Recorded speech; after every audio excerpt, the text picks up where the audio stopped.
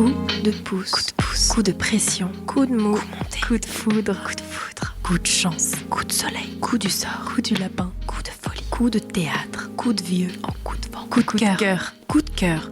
Les coups de cœur littéraires de la librairie Landru par Pascal Farge.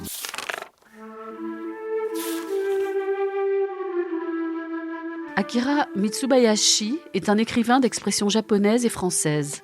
Il est né le 5 août 1951 à Sakata. Âme brisée est édité chez Gallimard. Âme brisée raconte le pouvoir de la musique et de la mémoire. Un quatuor sino-japonais répète Rosamunda de Schubert au centre culturel de la ville de Tokyo.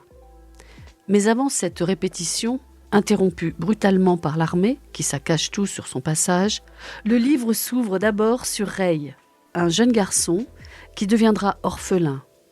Après s'être caché sur les conseils de son père dans une armoire, il récupérera le violon grâce au lieutenant Kurokami.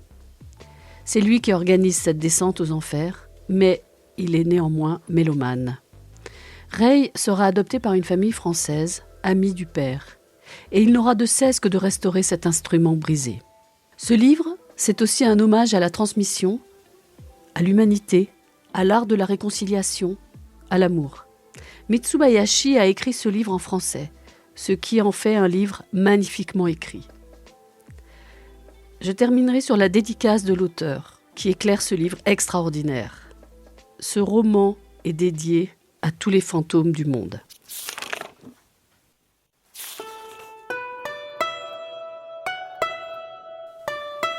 Dimanche 6 novembre 1938, Tokyo.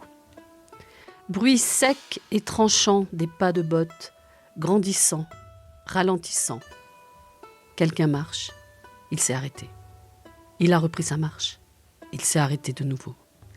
Il est maintenant tout près. Je crois entendre sa respiration. Un petit bruit de quelque chose qui entre en contact avec du bois. Il vient de poser quelque chose sur le banc. Je suis dans le noir, tremblant de peur. La peur me donne froid au dos.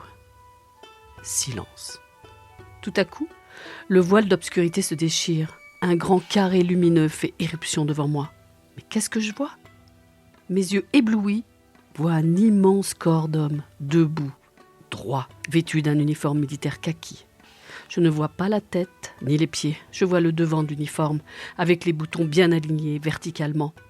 Un lourd sabre qui lui pend à la taille, les bras, les mains qui sortent des manches, les deux jambes jusqu'aux genoux, comme des troncs d'arbres robustes. La lumière éclaire cruellement mes pieds chaussés de chaussettes vertes en coton que je ne peux pas cacher davantage. À côté de mes pieds pétrifiés, mon livre, dont la couverture, blanche et bordée de chaque côté d'une mince raie orange. Le titre, en gros caractères noirs, s'offre sans honte à la lumière. Dites-moi comment vous allez vivre. Sous le titre est imprimé en petits caractères le nom de l'auteur et en bas, en caractères moyens, le nom de la collection à laquelle le livre appartient. Bibliothèque des petits citoyens. Il va le prendre ? Dépêche-toi, il faut le devancer. Non, il vaut mieux que je ne bouge pas. Une fraction de ce monde après, je pose ma main droite sur le livre et m'en saisis. Je retire doucement ma main tremblante. Plusieurs longues secondes passent. Je ne sais ce qu'il fait. Le corps ne bouge pas d'un pouce. J'ai peur. Instinctivement, je ferme les yeux. Le silence persiste. Je rouvre les yeux à moitié. Il se penche alors, lentement, très lentement. Comme s'il hésitait, comme s'il n'était pas sûr de ce qu'il faisait. Dans le noir de l'armoire, j'entends distinctement une voix d'homme, dure, que je crois être celle qui criait tout à l'heure. « Kurokami !» Je suis étonnée d'entendre le nom de Kurokami, car j'étais loin d'imaginer que noir, Kuro et cheveux, Kami, pouvait être un nom de famille. L'homme articule des mots que je ne comprends pas très bien, sur un ton autoritaire, ou comme quelqu'un de très en colère. Il me fait peur. Une autre voix d'homme lui répond d'une manière posée, tranquille, presque douce. Est-ce la voix de celui qui m'a donné le violon ? Les œuvres coup de cœur de Pascal Farge, c'est dans votre librairie Landru, 74 rue Joseph Vallot à Chamonix.